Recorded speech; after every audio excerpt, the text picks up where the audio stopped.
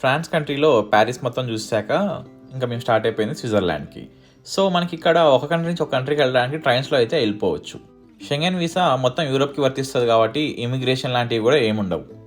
మొత్తం 29 కంట్రీస్ తిరగచ్చు మనం ఈ షెంగెన్ వీసాతో. ఇక్కడ మ్యాక్సిమం అన్ని బుల్లెట్ ట్రైన్స్ లాంటివే ఉంటాయి. అవి ఆల్మోస్ట్ 300 km/h స్పీడ్లో వెళ్తూ ఉంటాయి. స్విస్ మొత్తం తిరగడానికి మేము తీసుకుంది స్విస్ పాస్. సో మేము స్విట్జర్లాండ్లో ఫస్ట్ వచ్చిన ప్లేస్ మాంట్రో. ప్యారిస్లో మొత్తం మేము సిటీ లైఫ్ అయితే ఎక్స్పీరియన్స్ చేసాం, బిల్డింగ్స్, మెట్రో, పీపుల్ అలా.